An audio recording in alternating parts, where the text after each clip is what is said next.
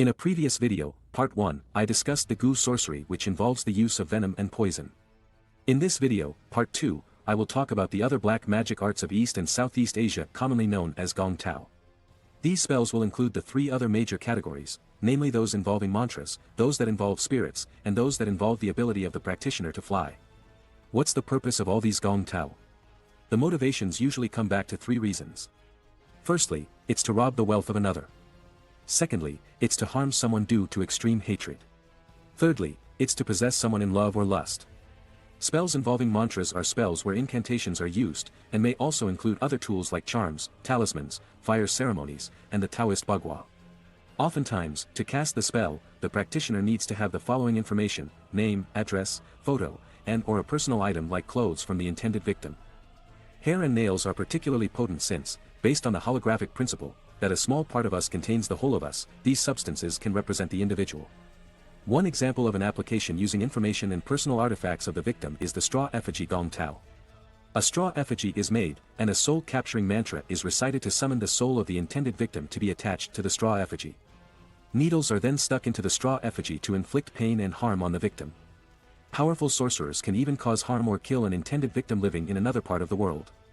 Another intriguing application is the Yin Yang Gong Tao grass. This grass is a magically created item not found in nature. The thicker grass is Yang in nature, while the thinner grass is Yin. The practitioner will start chanting, and one can then witness the grass starting to intertwine on its own. Upon casting the spell, the grass would magically start growing inside the affected person.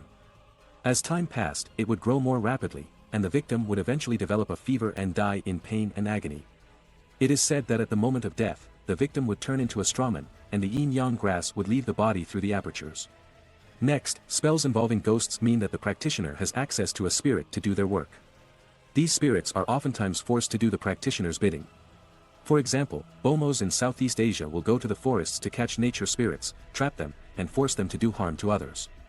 This will also include baby spirits forcefully trapped in amulets or effigies, like some luck crocs that I mentioned in the video on Gumanthong.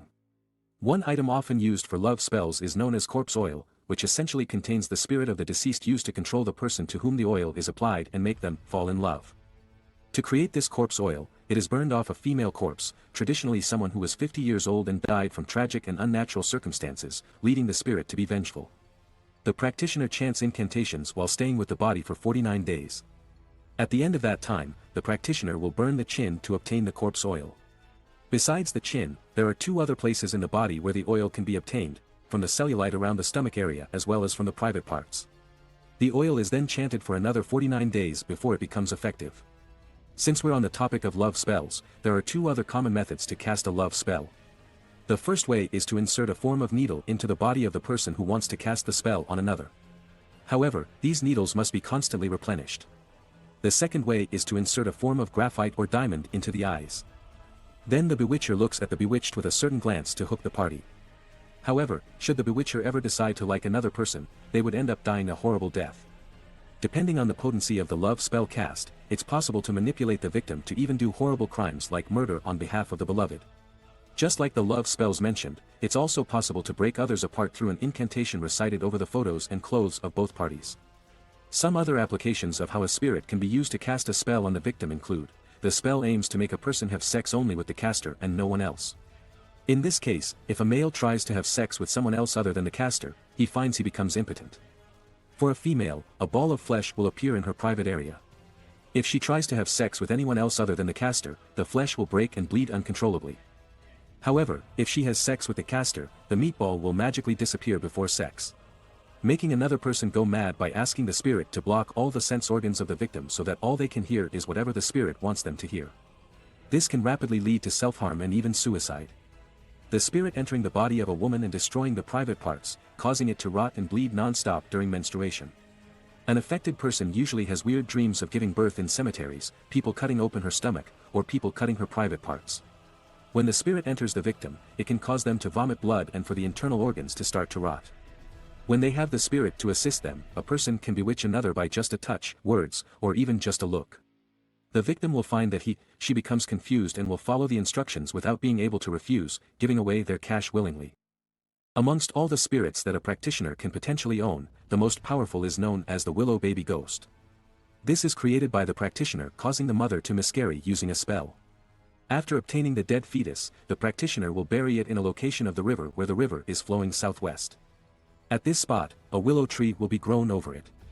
For 49 days, the practitioner will go every day and perform a series of incantations as well as call the name of the baby, a name assigned by the practitioner. After that time, the practitioner will cut a branch from the willow tree and form a human effigy with it. Then, he will invoke the spirit of the baby to go into the effigy. Spells involving ghosts carry a certain amount of risk since the practitioner needs to have sufficient magical strength to control these spirits, or else the spirits could cause problems for the practitioner after completing their assigned task. Finally, let's talk about the spells involving the flying of the practitioner. This can mean two different things. Firstly, the practitioner can perform remote spellcasting, where a victim can suffer all the effects of having a goose spell cast on them without the need for the victim to be exposed to the poison at all. The practitioner uses a ritual to create black smoke, which is then sent to the house of the victim. This entire ritual must be completed before nightfall. The second method is even more incredible and involves what is known as the flying head gong tao. As the name suggests, the practitioner's head and intestines would be able to leave the body and fly about. The practitioner would first find a secluded and quiet place to conduct this gong tao on themselves at 12 a.m. sharp. The head and intestines, trailing behind it, would go off in search of fresh blood from cats, dogs, humans, and other domestic animals. The practitioner would return to their body once they have filled their intestines with blood or before the sun rises. This gong tao is split into 7 levels, and each level lasts for 49 days.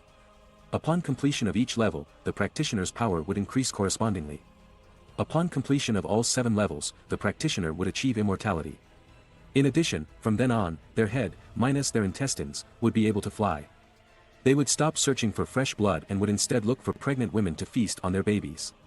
For those who have seen my previous video on the supernatural creatures of Southeast Asia, you will recognize that the flying head gong tao neatly explains the supernatural creature known variously as Penanggalan, Aswang, Menangle, Kepler, or Phi Crosso in different traditions.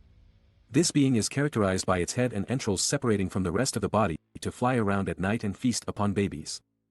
Not many practitioners of flying head gong tao can be found nowadays because upon commencing the first level of flying head gong tao, the practitioner has to complete all of the 7 levels, otherwise, they would not be able to practice the craft again.